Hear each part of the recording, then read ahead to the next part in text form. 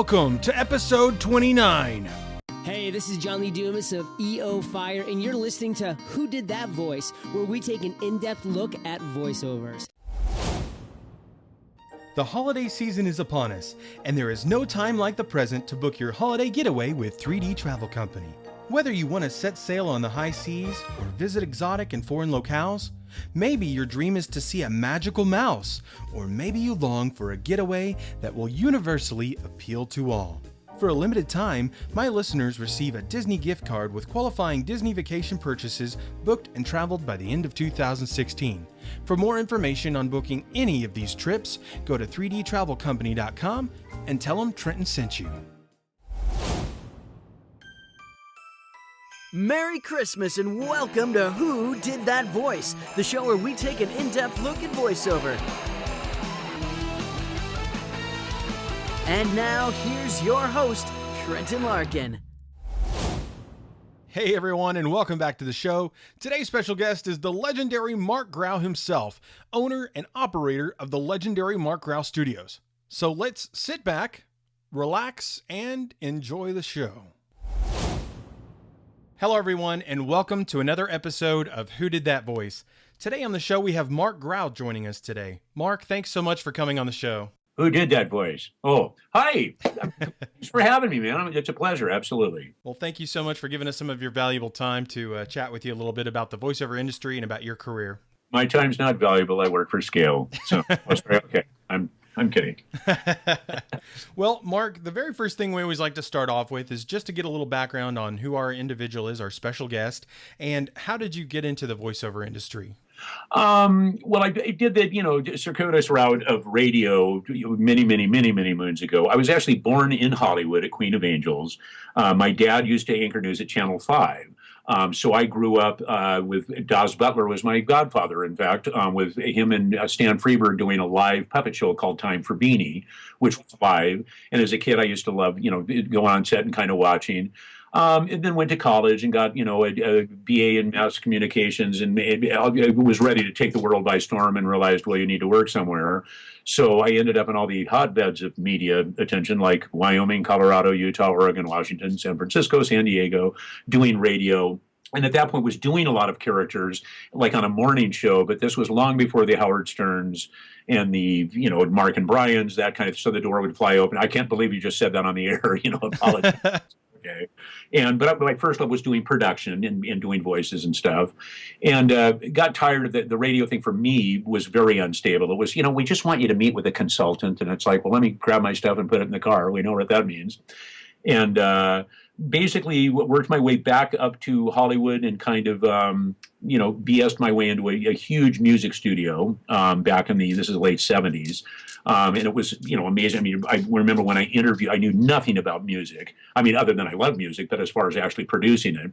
And absolutely, it's like, well, do you know how to bias 456 Ampex tape? It was like, does bias mean it doesn't like black people? I had no idea what the hell they were talking about.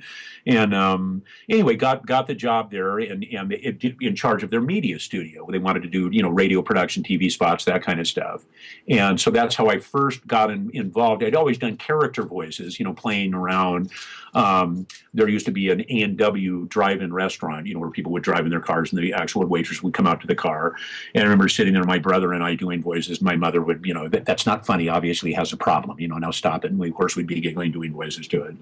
And that just kind of, flourished and turned into what it is now. It just kind of, it's been a long ride. I've been in LA here, and again, born here. I've been actually doing just specifically voiceover for about 44 years now. Yes, I am that old.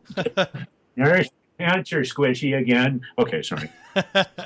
Well, that's a very long career, 44 years. No. Well, Marc, I know back in 1994, you had an opportunity to voice the legendary Mario brothers and Bowser as well in the video game Hotel Mario. And, yes. And what was it like getting to voice both of the Mario brothers, Mario and Luigi, and Bowser? I had no idea at the time that it would be voted one of the top 10 worst video games of all time. I still have people who call from all over the world going, can we interview? It's like, sure. At the time, honestly, this was Philips was actually, this was like their foray into CD-ROM stuff. It was a lot of fun. I mean, again, in many instances, and in this one, you're very dependent on the director, and they're kind of telling you where they want to go, and if they sign off, you go, great, happy. So yeah, it was fun. The characters were done independently. You normally, occasionally, they will have you do back-to-back characters, but if they're nice, they'll let you do a passive one, and they'll have possibly someone read in, cut that out, and then have you do the other character. So it was and I'm amazed at the longevity of that thing. So there's cut scenes. It's pretty crazy out there. There's this entire world of Hotel Mario out there that I had no idea about. Well, I think everyone's love for Mario can help them sometimes look past those kind of things, because Mario and Luigi are characters that have always been super iconic, and everybody loves those characters, especially Bowser as a villain. He's a great villain that everyone loves to hate. So Mark, you've been involved with a lot of different video games, and what is it like for you to be able to take a character and be able to come back with it time and time again, like on the Ratchet and Clank games when you're able to play Mr. Zurkon? Well, Mr. Zurkon's that's a fun role. It's interesting. When we came up with the voice, it was just kind of throwing around a couple of different things, and then it was, well, how about a deep booming voice for this little tiny robot character? The lines are fun. They let me ad-lib stuff. Some of it they'll keep. Some of it's completely tasteless, obviously, because it's me. And those I don't think maybe they'll do an expansion pack with awful things, but. So yeah, it's a lot of fun, and he's very very blah, blah, blah, kind of voice. And it's a fun character to do, and it's amazing to see when you get letters from kids that are even sick and all that kind of that sounds very heartstring, but it's amazing to me that a game can actually touch people that way, and they go, oh, that's Billy's favorite character, and he's not doing it. It's like, really? I mean, that's great. I mean, it's all makes you feel all warm and fuzzy. And the fact that when you have a recurring character like that, it's fun with a big franchise, and they keep bringing you back. It's wonderful. You couldn't be any better. Absolutely. And when it keeps coming back time and time again, do you feel like you're able to kind of develop him more and make him more than what he was before? Yeah, a little bit. It depends really on the script. With Zurkon, it's a little different in that most of them are very short scenes. When they brought on the Zurkon family, they had Mrs. Zurkon and all the kids. Yeah, that was kind of fun because it made him a little more human, even though he's a robot. But that was a little more fun because it was a lot more interaction. Yeah. A lot of his lines are just, that singular, now you die, kind of, that's basically, yeah. Mr. Zurkon think you smell bad, that kind of thing. So it's, yeah, it's fun. Yeah. Well, and you've had the privilege of playing him for nearly 10 years, since 2007. They've brought you back about 4 or 5 different times in the Ratchet and Clank games. So that's fantastic. And I'm sure we'll continue to see you as the future games for that series comes out. We'll keep our fingers crossed. Send letters. No. Well, I know you've also been able to be on some other great games like StarCraft, Mafia 3 that just recently came out, and Skylanders. What roles did you get to do, and what kind of stuff were you able to play on Mafia 3? I played Vinny, one of the main guys, and then a bunch of incidentals, the riverboat captain. It's very interesting. In fact, in that game, there's a dialect because it takes place in New Orleans, in Louisiana. And there are certain parishes, I guess, there that speak a dialect called Yat, which is Y-A-T. In fact, I actually have only met one person. I tried to went, oh yeah, and knew what I was, it sounded, what the hell is a Yat? And it's an interesting, it's like Creole, Cajun-y kind of feel with Southern thing, but very Bronxy. And it's a really, so I actually had to work with a wonderful dialect coach, Eliza Jane, who's amazing, and really kind of try to master that dialect, because it's a very interesting one. It's different. As actors, most of us, you have characters that you can call up dialects that are natural. The usual, Scottish, Irish, pirate, German, Asian, whatever you want. Yeah. That's pretty, but something like that's that specific. It was like you think you're hitting it, and it's like no, somebody that. So I had to, look at videos and listen to them of people actually speaking it and working with her, and it worked out great. It's just another tool basically to throw in the bag. The interesting thing with video games is that the majority of those now probably require the most acting of any voiceover art there is, whether it's commercial, promo, because the characters, even though it's in a box, they want them to be very, very real.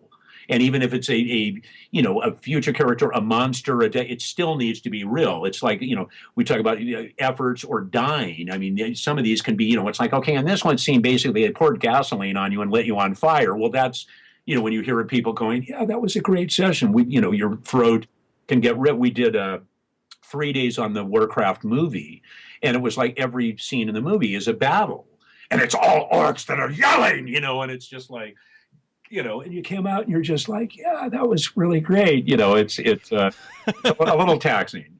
So did you say you were on the Warcraft movie? Yeah, Or in the voice wise, not because all of the CGI stuff, but which 9% of it is, of course, all the creatures and stuff. Yeah, as far as all the hordes and the orcs and the yelling and the battle scenes and and kill them and do this and that. Yeah, that's all added dialogue. That's fantastic. I didn't know that you got to do that. So was that considered ADR? Or? Absolutely. Yeah. Okay. It was a great crew too. There was about, I think, 8 of us, 10 of us, something like that. And it was just, and the way it works is you basically sit there and they'll go, okay, here's the next scene, you come up, you get perfect, great. And then you take over and you're that guy. So it was a lot of fun. It's interesting to see the finished thing when you see, because it all rolls together so smoothly. It's pretty amazing. Yeah, that's fantastic. Well, Mark, aside from all the amazing voiceover things you've done, one of the things I was curious about was with the voiceover industry, what led you to end up owning or designing and creating your own studio for voiceover? And I was also curious, what does it take for someone to own and operate their own studio? Basically, the studio, it kind of went hand in hand. When going back to when I was working at this music studio, I had, this was at that point, late 70s, early 80s, they decided to close the media studio. This was still in the time of called lockout sessions, where Rod Stewart would come in and Warner Brothers would pick up the tab for him to have the studio for 6 months. It was very funny. It was 3 brothers that owned the studio. So when the big contracts like that came in, they'd all come cruising up in new Ferraris. And as things started to dwindle, it was like, oh, look, it's a Ford Escort, And it was really quite this studio was, Michael Jackson, Motley Crue, Journey, Roy Thomas Baker, that was the producer of Journey and the Cars. The Cars were, so it was really a high level thing. And that part of it was great. Massive amounts of what people were doing back then, which thankfully we got through that. All the nose stuff. It was pretty ridiculous. The wild stories you hear of a Hollywood studio and cocaine, well, those were true. Thankfully, everybody came through that. That is way, way, way past. But when they closed the media studio, Studio 5, I actually somehow, I don't know how, talked them into selling me the studio on time. I had no money, no credit. I lived in this awful, in East Hollywood, just a guest house behind a Yugoslavian landlord that would come up, Mark, you can't shed my yard. What are you talking there? It's no, they're not park here. It was like, okay, great, and slowly but surely built the business up in this little guest house, which in essence the studio took up half the house. I was raising my daughter on my own, and the booth itself had bunk beds, and then I had a little pulley thing that would pull, and curtains would come down, and it would be this booth, and pulled it off there well enough to move into a little tiny space in Hollywood. It was about 600 square feet, and it was like, oh my God, this is a commercial, but can I afford this? That kind of thing. And things went well enough there that doubled in size, tripled in size. And then the neighborhood was on the corner of Hollywood Boulevard and North Gramercy Place. And then the area got it was like, why, look, you're not a woman. Could you please put that away? So from that studio, then made the move out to Burbank. I've been out in Burbank about 33 years, I guess. Started off a little bit smaller there, and now the studio is 17,000 square feet with 5 studios and an ADR stage and a big staff. It's great. And I've just been very, very lucky. And I think part of it is always going a little bit that one step above. And always really priding ourselves, not necessarily playing the keeping up with the Joneses, but having a sound that really, really jumps out at you. And even engineers, when hiring engineers, bringing them up through the ranks, because it can't just be, even if you're producing a voiceover demo for somebody, that thing needs to jump. It needs to grab attention. It's not like here's a music. Oh, look, the theme from Rocky. You want to do something that really grabs attention and is wow. And that's kind of how that was built. And then it just at this point. Thankfully, most of it's word of mouth, just because it's probably, it's the oldest voiceover studio in Burbank, and probably one of the oldest in LA as far as sole proprietor, probably one of the oldest in LA at this point. It's not a corporation or partners or anything. So, well, that's fantastic, especially with, having that kind of unsure start and being able to come out so strong. That's amazing. That's awesome. Been very lucky, that's for sure. Absolutely. You definitely sound like it from how you grew. I loved when you were explaining pulling the little like cord, I imagine, and then like a red drape coming down in the curtain, Oh yeah. kind of in your original setup. And I was like, wow, that's very ingenuitive. Yeah, it's you got to do what you got to do. Absolutely. I totally agree. Well, Mark, what kind of advice would you give to somebody who might be interested in joining the voiceover industry? Honestly, I think, first, training, absolutely. Realize that especially with now all the pay to plays, the sites and stuff, anybody can throw their hat into the ring, and that's good. I mean, there's nothing wrong with that. On the other end of the spectrum, an agent has a vested interest in getting you work. A legitimate agent does not get paid unless you get paid. So there is a reason for that, and they become your front line, and you become a commodity, and they're actually selling you. And so that's, lots of auditions in that process. The thing is, be true to yourself. Don't just jump in and go, okay, and do a demo at home, because I mean, people, and that's not a push because I produce demos, but I mean, you can spot that pretty quickly. Yeah. And realize that if you're throwing your hat into that ring, internet-wise, you're now competing with all the people that you look up to or mentors or whatever. You're now competing at that same level. So, yes, you can have a USB mic at home, and that's great, and use Audacity or something, but those tracks need to be very, very clean. And do what you do best. If you want to get into animation, you really need to be in LA for that. That's pretty much a given. Video games, a little wider net, because there's so many. That's tapped to hit $87 billion next year, which is about probably twice what the movie industry is. So they're looking for a lot of, and they will cast a very wide net because it's recorded singularly. A lot of that time you can be at home, but those tracks need to be very, very clean. And realize the acting chops, that's what sets you apart. If you auditioning 300 people for a role, they're all reading the same copy. So why are they going to hire you? Yeah. So you need to bring something very, very different to that role and inject yourself in it that makes them go, wow, that's the guy. And that's the most. It's not just reading. People. Well, everyone says I've got a great voice, and it's like, well, that's great, but if you're talking like this all the time, people will probably get sick of it. It just you need to be able to, even if it's promos and that's your bag, great, but there's a way to do that. And be prepared for it. Don't just go, because again, in many instances, it's a one-time shot with a voiceover demo. As talent, we will listen to that demo 412 times and go, God, do you hear how I say on nobody else is hearing that. But at the same point, it needs to grab your attention. You don't want to be, that's why you should go on down here to Bill's restaurant because they have steaks and burgers. That's great, and yes, you're getting immersed, but get yourself, if you want to move up the rank kind of and move up the ladder and play in a little bit larger league, be prepared for it. There's certainly room. Is it competitive? Absolutely, positively. It's very competitive. But any business really is. And if you stay focused and go, this is what I want to do, there will be many, many detractors, people that don't do this, think you're nuts. My dad, again, who was anchor at Channel 5, was probably the biggest detractor of all, especially with the studio. It was, well, what the hell, what, do you think you're just going to come into Hollywood and you don't have any backing, you don't have any, dad? It was like, no, I can do it. And then I think he came by and Debbie Reynolds was there or something, and then all of a sudden it was like, wow. Really? It was like that was different. So he realized it. And I think that's true with it, realized that we all started in the same place, with an idea of going, wow, that would be cool to do. But, the voice stuff, get some training. And again, just so you understand what the process is, even how the industry works. It's not just clanking in and throw, oh yeah, they're sending me, it's costing me $500 a year and they're sending me auditions and I'm sending them out. And most people you'll talk to, and I'm not booking anything. Well, you want to book something. Yeah. All of the, sites like Fiverr and stuff, I know there's a huge issue over that. It's like, well, you can't believe somebody would do that. You're destroying the industry. It's personal to you. If that's what you want to do, fine. But realize then that's probably the level you're going to stay at. I mean, it's no different than if you take a job that's a menial job that's paying minimum wage and you have no desire, you may have desire, but don't ever do anything about it. You're not going to all of a sudden jump from that to, CEO of the company. Yeah. I mean, if that's, there's a process you need to go through. So if you set your sights a little bit higher and start out a little bit higher, then you'll continue that. I mean, if somebody's paying you $20 to do a commercial, you're not going to go to them in 6 months and go, I rethought this. I'm thinking 500 because I have a feeling they'll probably tell you to go to hell. I don't think it'll happen.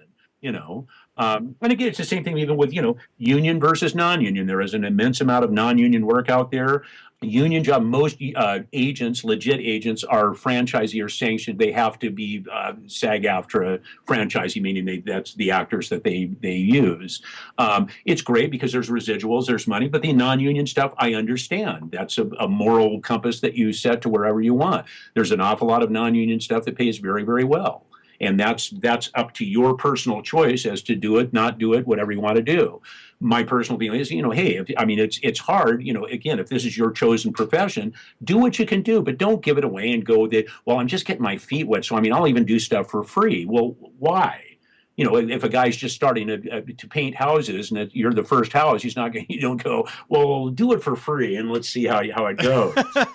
It's like, no, set a value on what you do. Absolutely. I really appreciate you saying that because I've even, looked at getting into the voiceover industry myself. And, I have kind of had that thought of, hey, even if I could just do something to get some credit out there just so people could hear me, and I never thought about it like, as a painter, you're not going to go paint your first house for free just so they can say, hey, oh, wow, you can paint, So well, and the thing is with credits, realize too that there's people that, I know there's been stuff on a couple of the pay-to-plays with national spots. Yeah. It's like, there was one, was posting like at a normal rate, one was posting when we know which ones, we don't need to say it, at an absurd rate. We're absolutely screwing everybody and taking a huge, like an 80-90% commission. Well, a lot of people were jumping under the pretense, yeah, but it's an ad, people will hear me. Well, not really. That's not going to do it. In other words, an agent's not going to go, God, get me, that voice is great. It's still a lower paid, realize, yes, the more stuff you do, the more immersed you'll get, the more comfortable it is.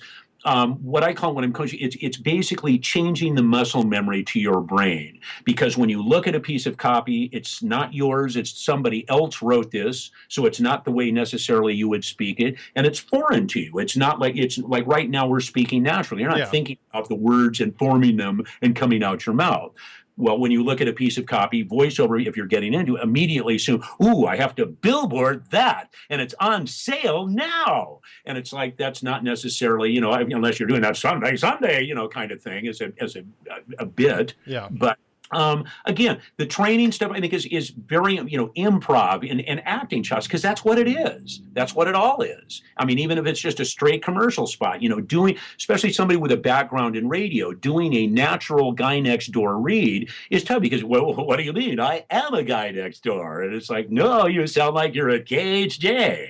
It's like, so it's getting in that mode of looking at a piece of copy, knowing where you need to go, and your brain doesn't overthink it. It's like Homer Simpson with the wheels going. It's like, no, you just look at it, you know where you go. That's what gives you a much more natural kind of feel to it. Absolutely. Well, I really appreciate you diving into that and giving me some advice and my listeners, because I definitely learned some things there, and that was really fascinating. Thank you so much, Mark. I appreciate it. Sure. Well, do you have a website or a way in which people can reach out to you or check on, more of the information about you in your studio? Yeah, I do. My personal site and for coaching, demos, that kind of stuff it's www.marc-graue, Graue. That was my parents that did that. Damn them and their stupid non-use of consonants. But yeah, it's marc-graue.com. The studio site is Fix in the Mix, www.fixinthemix.com. The studio site is more relegated toward the business side as far as, our big clientele that comes in. We do, ADR for Supergirl and Justice, a lot of stuff, big TV shows. We do a lot of first run ADR, a lot of commercial work, video games, that kind of stuff. But the studio obviously is the clients, basically that kind of thing, where my site is more in the vein of, let's get you rolling in this business. It's more specific to voiceover talent, where the studio is more client based. Absolutely. And you brought something to mind that I had forgotten about. I remember seeing your post where you had the Supergirl logo on your screen and you were like, "Hey guys, look what we're working on." And I was like, "Holy cow, that is so awesome." As Mark had just mentioned, everyone, that they did do ADR work for Supergirl. And what are some of the other shows that you've done besides World of Warcraft and Supergirl? Honestly, it depends on, you seriously would have to look up. I can tell you here really quick. Okay. Because what's terrible is the brain goes and it's like, I understand. Believe me, mine does all the time. Well, it becomes quite a large, kind of thing. There's so much going on that we forget really where we're going with stuff, because it becomes, extraordinarily busy. If you go to fixinthemix.com and click on the ADR stage, King Arthur, Legend of the Sword, My Christmas Dream, The Flash, Falling Water, Legends of Tomorrow, Death of Vegas, Show, blah, blah, blah, blah, blah. I mean, it's like The Flash. There are, good Lord, let's see, just offhand here, just, right now there are 315 ADR credits. Wow, that's fantastic. And it's everything from movies to, we did stuff on, the Ron Howard movie, Heart of the Sea. We did some ADR, which was actually it was a fun session. We were locked up with Pinewood Studios in London. And you've got the actor here locking up the picture, everything is fine. And all of a sudden, hang on, the director wants to jump on, and the director was Ron Howard. It's like, wow, it's Ron Howard on the line. I mean, that was, one of those kind of like, well, that's kind of cool, Yeah. So and ADR is a different beast, kind of a thing. But yeah, we do tons of that. NCIS New Orleans. I mean, there are all kinds of shows. I mean, it's kind of across the board. We do a load of that. And again, the studio is much more in that we record a lot of video games there as well. Fallout, all that series. I mean, all kinds of stuff. So a lot of cartoon series, lots of commercial work, a ton of ISDN, Source Connect, all of that kind of stuff. But again, it's more specifically for like a client that's looking, like a video game developer that's looking for a studio, because they know our rooms are tuned very, very well. I mean, they'll come in and the specs on some of these games are incredible. It's like, we don't want a noise floor any higher than data, and ours are like so dead, you'll go in and you can actually you'll hear your heart going in your ears. You can hear the blood. Wow. Which is what you want. Yeah. And the rooms are big. Studio 4 can accommodate 15 people in the control room and probably up to 15 in the booth, which for a voiceover studio is huge. Yeah, that's massive. Yeah. Yeah, and then there's smaller Studio 5 is probably the smallest room, which can accommodate 3 people, ISDN, Source Connect, all of that, and you can all of them you can do to picture. There's ISDN lines in all the studios, and that's an interesting question. People say that ISDN is on its way out. Not yet. It's still, because it is a proven thing. And when you're dealing with sessions, Source Connect has gotten better. They're using that more and more, but those are the two mainstays that people use to connect with. The thing being, when you're dealing with big projects and thousands of dollars and stuff, that's not the place where you go, wait a minute, that's dropping out, or like it's, you don't trust me. You don't want to be the one to tell William Shatner, we have to do that again because we lost the date. That's not going to be a good day. I bet, well, with the ISDN, I have heard that, but I've heard it more so on the individual side than on the commercial side, just because I've heard it's going to become more expensive or something to run, but I don't really know. It's horrendously expensive now. It's stupid. Okay. I mean, some places you can't even get installation for it. But if you do, the installation is expensive. The codec itself, whether it's a CDQ Premium, a Telezephyr, whatever you're using, the box itself is a fortune. And then you have to pay not only a monthly charge, which is for digital phone lines, but you have to pay for usage, which can get, if you've got because it's dual lines, you've got one sending, one coming back. So if you're paying for 2 digital phone lines for an hour-and-a-half session to London, yeah, it can get a little expensive. Ooh, I bet. But but again, if it's a large movie, a big video, that's fine. That's not even, or even a big ad if we're doing McDonald's spots, or it's nothing. Yeah, exactly. Yeah. Exactly. Well, I really appreciate you diving into some of the ADR stuff that your studio has done, because, you know, the show is all about voiceover, but it's also about the different aspects of voiceover aside from just animation, and especially video games, which are very well known. But there are so many other industries within the voiceover industry that people just don't know as much. And Sure. so I really appreciate you kind of diving into the ADR stuff, because it's fascinating, because there's a lot of people that are watching The Flash and Supergirl and, you know, the new World of Warcraft movie. So that's fantastic. It's up, it's in the now, and everybody is going to know these things. I mean, the interesting thing with that too is that it's not just always the principal coming in, you know, the principal actor of the series coming in and doing stuff. Yeah. Walla groups. It's like, you know, the background that you hear on, you know, all of the hospital shows, that's all added. They're on a sound stage. So they're, you know, Dr. Smith, please, you know, line one, and all the stat and all the noise. That's all added after the fact. It's not, they're not in a hospital shooting this with all that noise. Yeah. It's very, very quiet. So that's all added. The Walla groups, you know, or loop groups, they're amazing with that. There's a big difference between adding, you know, background noise for a police station in 1952 versus the futuristic, you know, sick bay on Star Trek. Yeah. Obviously, the background noise and what's being said is going to be much different. But there used to be a guy in town named Bert Sharp who was an amazing ADR supervisor. And people would come to him and go, well, it's this scene, it's Sylvester Stallone, but he's in Pakistan. And Bert would actually go, what province? You know, and they'd find out, and he'd have two, three, 4, 5 guys on his thing that would come in and speak, you know, Pakistan in the background. So it sounds very, very real. Wow. You know, even though, again, they're on a sound stage or they might even be on location. But a lot of that time with location sound, it's so bad. We had to redo, this guy had shot a movie in Texas during the summer, and most of them were exteriors. Well, the cicadas are like, and they're all, I mean, it's like crickets from hell. So we had to redo. It was good for us. And we had to virtually redo every single line because that's all already buried in the production audio, and there's nothing you can do with it. That is crazy. Wow. Well, I know how Texas can be. I am a Texas boy, but I moved to Oklahoma to marry my wife. We met on eHarmony. So, but I definitely know how Texas can be.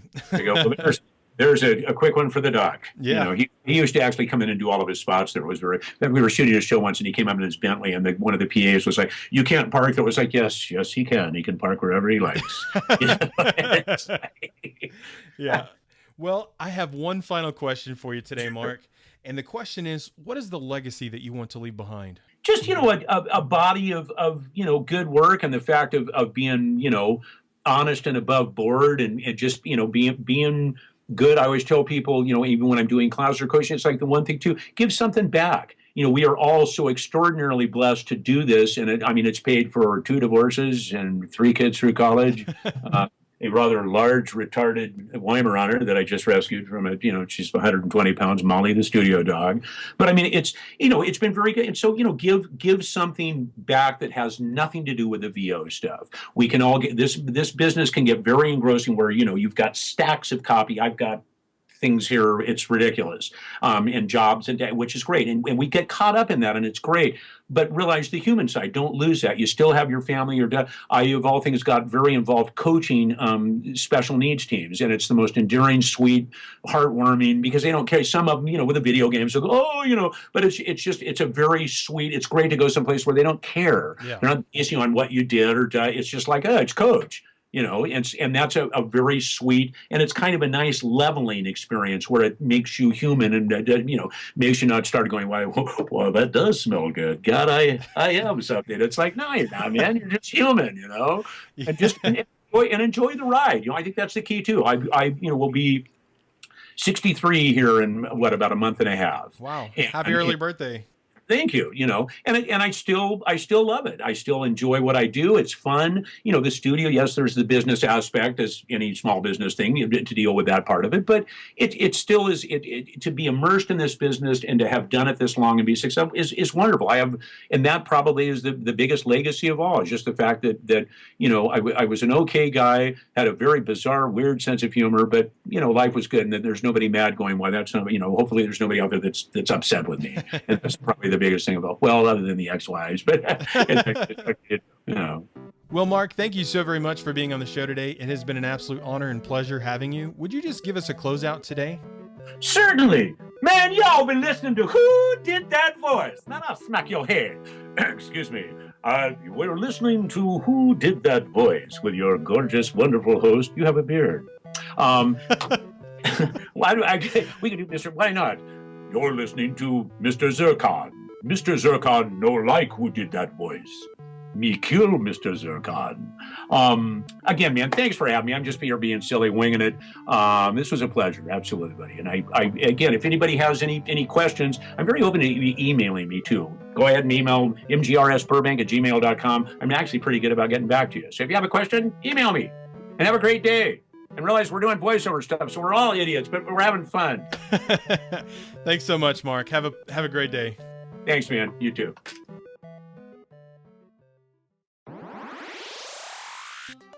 Well, everyone, I don't know about you, but I was sure laughing really hard during this interview. It was really hard not to laugh at some of the stuff he said, and I hope you enjoyed it as much as I did. And if you did, please stop on by my Contact Me page at www.whodidthatvoice.co. I'd love to hear from you, and we will see you guys next week. Hey everyone, thanks so much for listening to the show. This is a special shout out to you, whether you're a national or international listener. I can't thank you guys enough for your kind words, comments, and emails. You guys are so great, and I wouldn't be here without you. The show's only 5 months old, and we are growing strong. The year's almost over, but we are going to finish strong. And the year to come, 2017, is bound to have interviews you won't want to miss. If you missed our Christmas special, the radio drama called The Christmas Wish, it aired on December 18th, and you will want to check that out. It's pretty awesome. I hope you guys are doing well. Merry Christmas, and I hope you keep listening to Who Did That Voice.